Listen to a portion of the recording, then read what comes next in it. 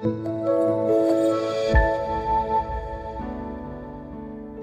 pagi Bapak Ibu Saudara yang dikasihi dan diberkati oleh Tuhan. Shalom. Jumpa kembali dalam acara Sarapan Rohani Pagi GNHB Basi pada kesempatan ini. Semoga saya jumpai Bapak Ibu Saudara semua dalam keadaan sehat, penuh dengan sukacita dan tetap semangat. Bapak Ibu Saudara, sebelum kita bersama mendengarkan firman Tuhan, mari kita berdoa. Segala pujian, syukur, hormat, kemuliaan, dan pengagungan kami naikkan kepadamu ya Allah, dalam nama Tuhan Yesus Kristus Allah yang hidup, dahsyat dan ajaib. Kami sungguh bersyukur ya Tuhan, ketika pagi hari ini kami boleh bangun dengan tubuh yang sehat. Kami diberikan kekuatan dan semangat yang baru. Itu semua oleh karena kasih dan anugerah Tuhan. Sebelum kami bersama mendengarkan firman-Mu ya Tuhan, kami memohon kiranya kuasa Roh Kudus menerangi setiap hati dan pikiran kami, supaya kami mengerti firman-Mu dan kami melakukannya. Biar kuasa firman-Mu Tuhan menjamah setiap kami, menguatkan, menghiburkan, menyembuhkan, memulihkan, bahkan mengubahkan setiap kami. Berfirmanlah ya Tuhan, berbicaralah bagi setiap kami. Di dalam nama Tuhan Yesus Kristus, firman yang hidup, kami berdoa. Amin. Bapak Ibu yang dikasihi dan diberkati oleh Tuhan, firman Tuhan pada hari ini Sabtu 7 Agustus 2021 terambil dari dua pembacaan. Yang pertama 1 Tawarik 29 ayat yang kelima. Demikian bunyi firman Tuhan. Siapakah pada hari ini yang rela memberikan persembahan kepada Tuhan? Yang kedua 2 Korintus pasal 9 ayat yang ketujuh. Hendaklah masing-masing memberikan menurut kerelaan hatinya, jangan dengan sedih hati atau karena paksaan. Demikian jauh pembacaan firman Tuhan. Saudara yang berbahagia adalah setiap kita yang dengan sungguh membaca firman-Nya, terlebih yang melakukannya. Bapak Saudara yang dikasihi dan diberkati oleh Tuhan, tentunya kita pernah memberi. Ya, setiap kita pasti pernah memberi. Ketika berbicara tentang memberi, tentunya kita juga pernah meminta. Jadi, apa yang lebih sering kita lakukan, memberi atau meminta gitu ya. Firman Tuhan katakan adalah terlebih memberi daripada meminta. Ya, Bapak Saudara dikasihi oleh Tuhan, pada pagi hari ini ya kita akan belajar bersama tentang mental seorang pemberi. Ya, memang Saudara dalam dunia ini ya, di lingkungan kita pun ya ada orang yang sukanya meminta gitu ya. Cek ngideh dogen gitu kan. Ada orang juga yang memiliki mental memberi ya. Cek bares sing kodang ya, sekalipun dalam sing ngelah apa gitu kan, biarpun sampai habis pun dia akan terus bagikan gitu kan. Tapi ada juga yang selalu mentalnya begini gitu ya, meminta gitu, gak pernah begini gitu ya. Nah, mental seorang pemberi ya, kita akan melihat tentang seorang raja, yaitu Raja Daud dalam pembacaan kita ya. Setelah berbicara dengan para pembesar Israel ya, Daud berbicara juga kepada segenap jemaah, dan fokus pembicaraan itu adalah pembicaraan tentang dukungan keuangan untuk pembangunan bait suci ya, pembangunan bait suci. Kenapa pembangunan bait suci ini perlu mendapat dukungan Bapak Saudara? Karena bahwa Salomo yang akan melaksanakan pembangunan ini, dia masih muda dan kurang berpengalaman. Itu dari yang pertama, sehingga tidak mampu untuk memikul tanggung jawab ini yang begitu besar ya, tanggung jawabnya itu dengan sendirian. Dan di sini bahwa Daud berkomitmen untuk mendukung penuh akan pembangunan ini ya. Dia akan menyumbangkan dari harta istananya yang ia miliki, yang berlimpah-limpah itu, ia akan persembahkan untuk pembangunan bait suci. Daud akan menyumbangkan harta pribadinya, dan sikap Daud ini ya menunjukkan antusiasme Daud ya, sangat antusias dalam pembangunan bait suci ini. Apa saja yang Daud persembahkan Bapak Saudara? Daud mempersembahkan hartanya sendiri ya, 3.000 talenta emas dan 7.000 talenta perak ya.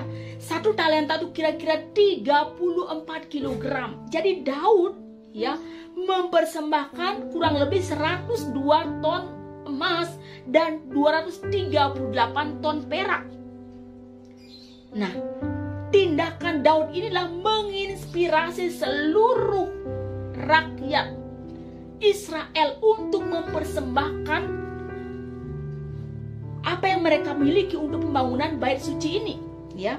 Dan memang benar, saudara, bahwa apa yang dilakukan Daud ini, ya, menyebabkan para jemaah itu sangat tergerak, ya, dan itu dimulai dari pemimpin-pemimpin Israel, ya. Para kepala suku, kepala puak, para kepala pasukan, dan para pemimpin pekerjaan yang memberikan persembahan. Dan ini mewakili seluruh rakyat Israel. Mereka memberikan dengan sukarela. Tindakan ini tidak diwajibkan, dan para pemimpin Israel itu memberikan persembahan lebih dari biasanya. Dan jumlah persembahan mereka sangat besar, ya, mencakup logam-logam yang berharga, bahkan batu permata. Kita melihat di sini mental seorang pemberi itu adalah memberikan teladan, ya. Teladan untuk melakukan pemberian itu seperti yang dilakukan oleh Daud dan kemudian diikuti oleh seluruh jemaah Israel. Jadi Bapak Saudara, artinya bahwa untuk memberi itu tidak hanya sebatas ucapan atau sebatas dalam pikiran. Tidak hanya nice to know, ya, tetapi calling to action, melakukan tindakan memberi itu. Seperti teladan yang diberikan oleh Daud. Sama halnya Bapak Saudara dengan pembacaan yang kedua, jemaat Korintus, ya. Rasul Paulus, ya, mengingatkan jemaat Korintus, di mana jemaat Korintus pernah menyatakan kesiapannya untuk membangun jemaat miskin di Yerusalem, ya. Dan kesiapan mereka itu merangsang juga orang lain untuk melakukan hal yang sama. Dan sikap jemaat Korintus ini membuat Paulus membanggakan jemaat Korintus di hadapan jemaat Makedonia. Namun seiring perjalanan waktu Bapak Saudara, bahwa jemaat Korintus ternyata tidak lagi melakukan janji tersebut, ya. Mereka tidak sepenuh hati ingin membantu jemaat miskin. Itulah sebabnya Paulus mendesak supaya jemaat Korintus ini kembali melakukan komitmen mereka, ya. Paulus membalik posisi jemaat Korintus dengan menyebut-nyebut jemaat Makedonia untuk membangkitkan rasa malu mereka, ya.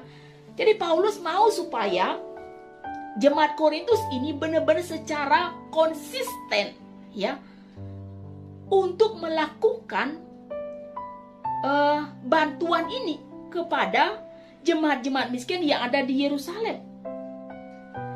Dan dalam memberi ini, Rasul Paulus mengatakan bahwa hendaklah masing-masing memberikan menurut kerelaan hatinya, jangan dengan sedih hati atau karena paksaan.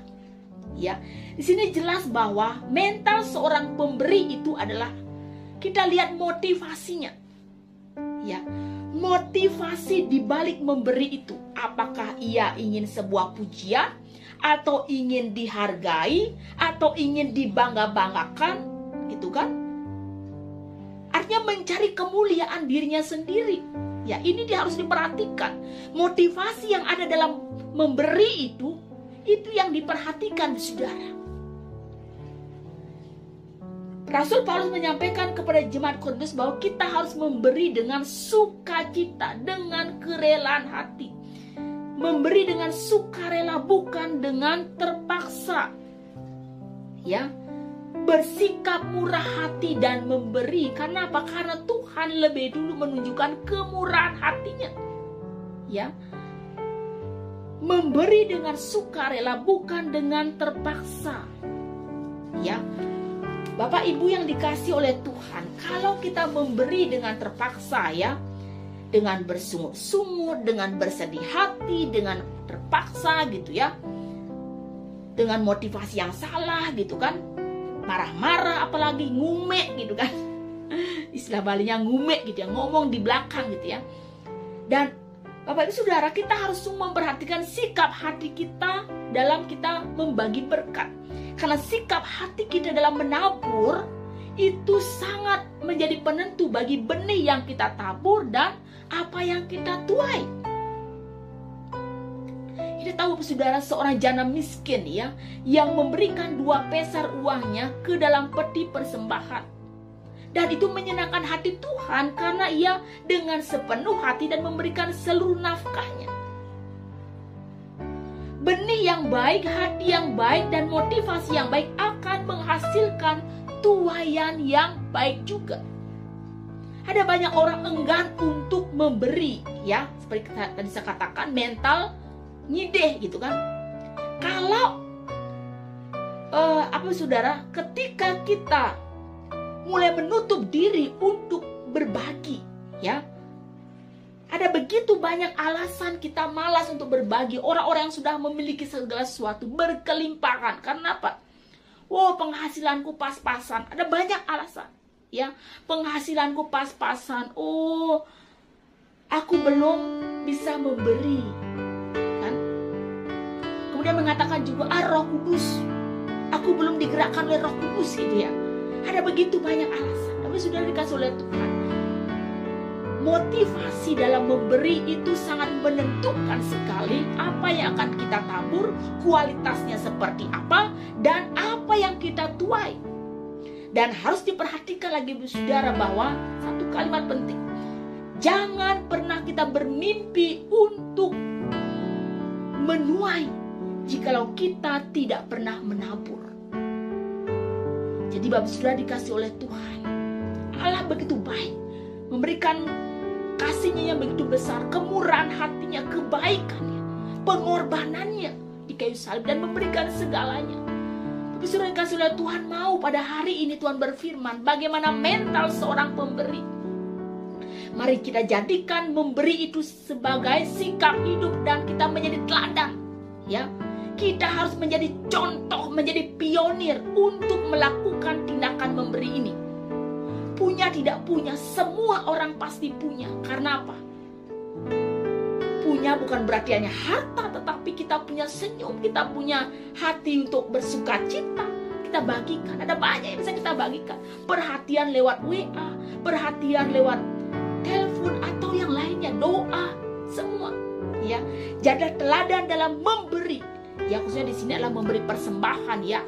Apa yang dimiliki untuk persembahan kepada Tuhan di gereja, atau dalam pekerjaan-pekerjaan Tuhan, atau memberi berbagi kepada orang miskin, atau yang membutuhkan siapa saja, ya. Jadi teladan dalam memberi. Kemudian yang kedua adalah periksa motivasi memberi.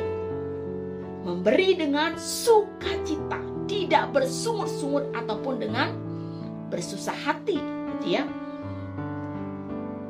Jadilah pelaku untuk memberi. Lebih dalam situasi pandemi COVID-19 ini, saudara, mari kita lebih memasang telinga kita, membuka mata kita, mata hati kita juga, untuk melihat begitu banyak orang yang membutuhkan pertolongan. Bapak Ibu Saudara, di akhir firman ini, saya mengajak Bapak Ibu untuk kita bernyanyi. Kita bernyanyi menjadi pelakunya. Karena seperti saya katakan, jangan hanya nice to know, tetapi kita call into action. Menjadi pelaku untuk memberi dan periksa motivasi kita. Memberi dengan sukacita, sebab Allah terlebih dahulu memelihara kita. Kenaikan pujian menjadi pelakunya, Bapak Saudara, ya. Janganlah kita berharap lebih, tetapi tak pernah kita beri sedikit dari yang dimiliki. Sebagai syukur dan terima kasih untuknya, tanamkan firman-Nya dalam hati, lakukan dalam perbuatanmu, hiduplah dalam berbagai kasih, damai sejahtera akan dimiliki. Jangan hanya bermimpi hidup berkelimpahan, tapi carilah dulu kerajaan Allah dan segala isinya, barulah semuanya ditambahkan padamu. Sekarang buka hatimu dan lakukan sabdanya, sebab Allah tak pernah ingkari janji yang difirmankan. Berdoa dan jangan hanya dengar, tetapi menjadi pelakunya. Selamat menjadi pelaku memberi dan selalu introspeksi akan motivasi kita dalam memberi. Terpujilah nama Tuhan. Amin. Satu teduh untuk kita. Kita berdoa. Terpujilah Engkau, ya Allah, sumber segala berkat. Engkau pencipta langit dan bumi, Engkau penyelamat, penghibur, dan sumber kekuatan pengharapan hidup kami. Kami ada sebagaimana kami adanya saat ini, itu semua oleh karena berkat daripada-Mu ya Tuhan. Biarlah kami semua umat-Mu yang telah menerima anugerah Allah yang begitu besar itu, bila kami juga memiliki mental seorang pemberi, apa yang bisa kami beri ya Tuhan?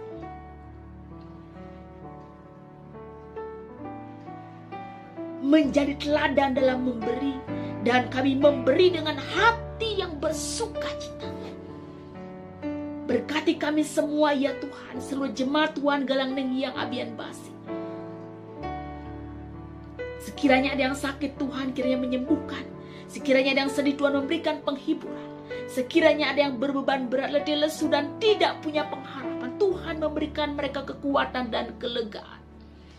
Ya Tuhan, dalam situasi pandemi COVID-19 ini tentunya sangat berat bagi kami ya Tuhan.